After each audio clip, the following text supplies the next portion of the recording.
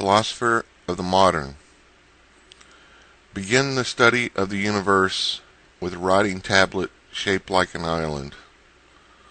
Sit comfortably in the temple with your legs crossed and arms outstretched.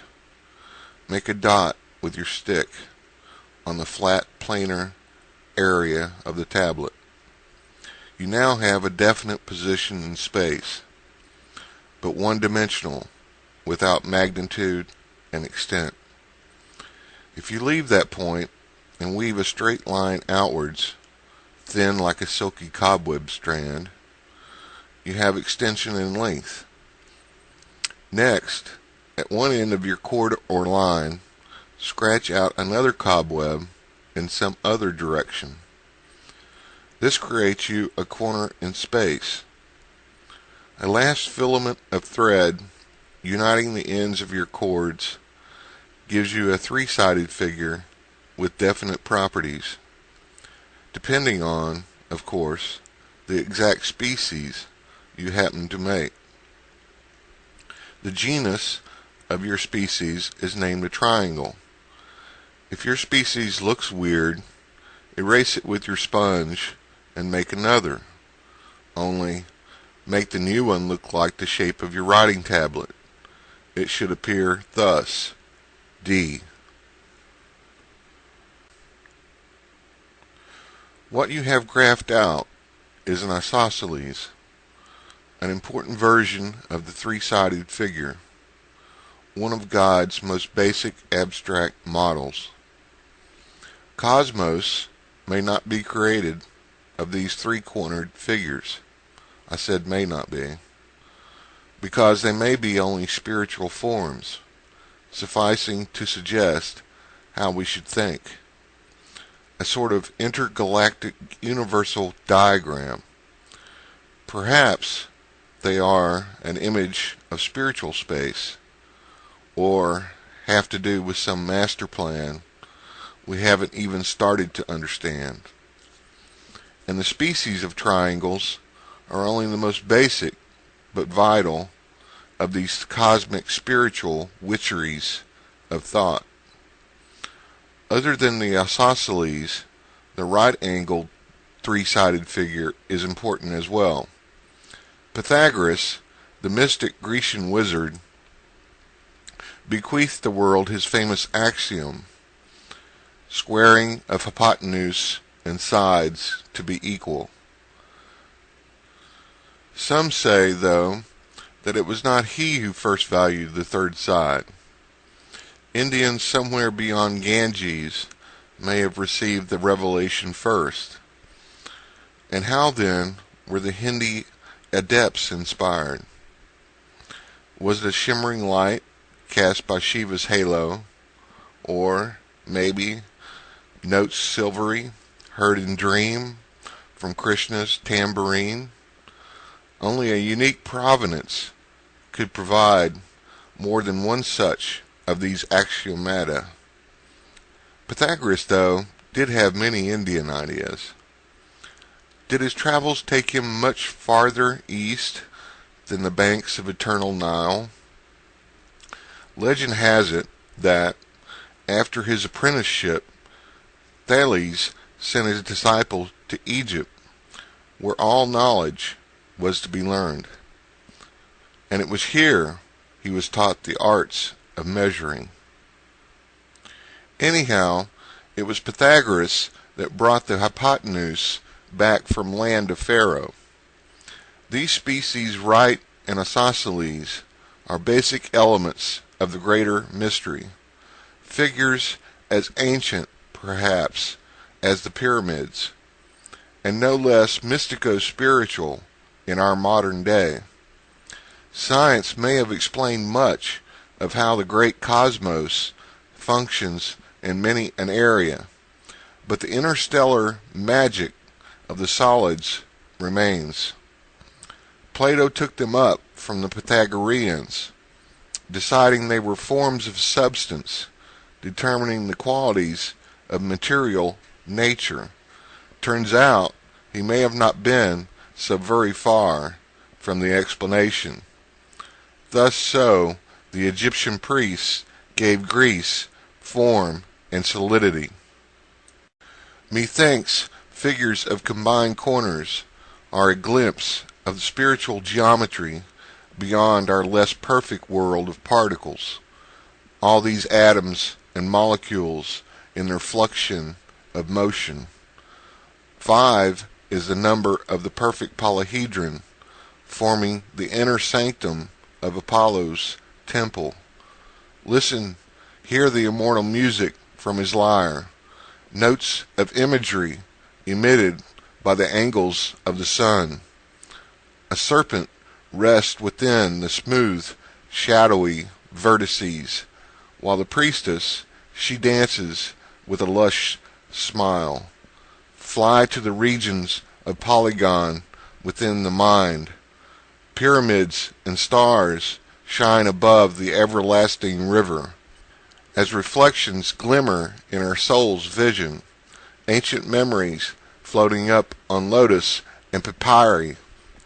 Listen while chemist softly calls us from the dark depths, many a century lapsed into voids beyond our dimension.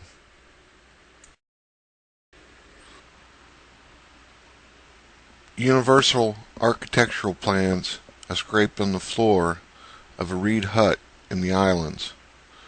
Bearded barefoot philosophers squat cross-legged in the shade on the outskirts of town. The one is unity. The sun setting over the purple sea is God. Stop. Turn here for some magic. The boundaries are invisible, but glad you could come. The messenger from the stars wears silver-toed slippers. Gnosis and number in the garden between the rough, cool stones. Purchase a fresh coconut in the dusty lanes of the market and eat it slowly, chewing each tasty sliver for its nectar, brain food of the gods.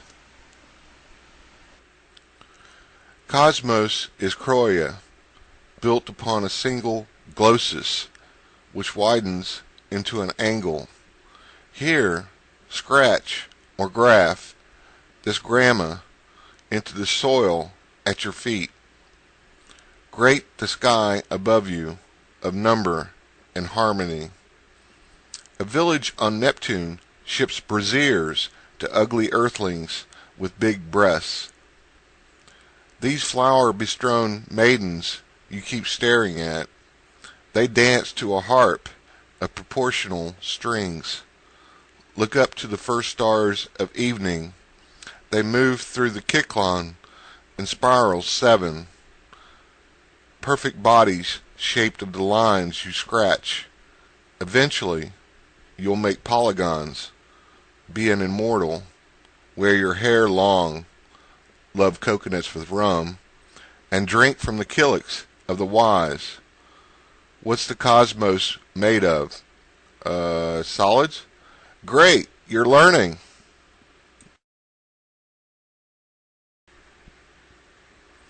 Aristotle was king until the dawn of weird science.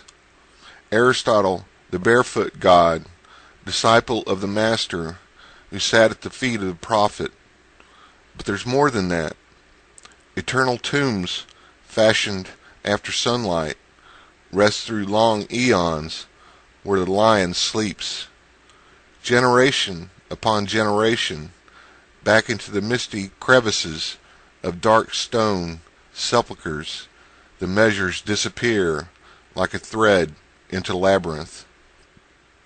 Theseus, who was that horned beast you met in the palace tunnels when Ariadne loved an Athenian prince? And Daedalus, where did you learn the magic arts? Arts of physic extraordinaire, secret of bird flight on wings of feather. Like a phoenix, you rose above Knossos, only to have Icarus fall, his wax melting in the thin air, where is only domain of hawk and sun. These be tales of myth and sorcery, in its journey, like as did Europa when she rode the waves atop a swimming bull. The sorcery was number and line and harmony. Whence did it arise? From an old Egyptian priest, measuring came, great Heka, thoughts and words of power mysterious, arts that moved mountains of stone. These measurements, these rays of Ra, fashioned a golden house for the living Horus. His name, this great Sesh, mover of summits to glory of Pharaoh. He preferred Grecian sandals with which to levitate, fly about, and his helmet was given him by the god of the dead, producing invisibility from all foes. Thoth, the thrice-wise, he was called, messenger of the gods, Hermes, trickster, having wisdom of Zeus, Imhotep, immortal architect of history's limit. Was this, perhaps, you?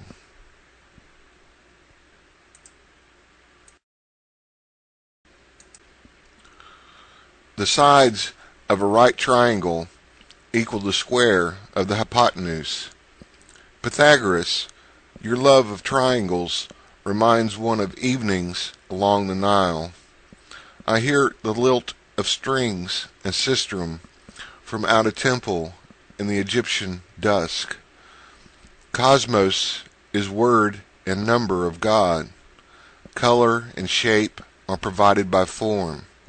Form is thought divine in lines and points. Spirit, or Ba, or Ku, is akin to the universal intellect. Ba does not perish, is immortal, because form is spiritual, intangible, and not of a material substance. We thirsting souls of night and the river shall be reborn upon the far shore, like the Thebans of ancient day, when we have crossed over in great canoe of Ra and Anubis, Charon's skiff on the stream of memory.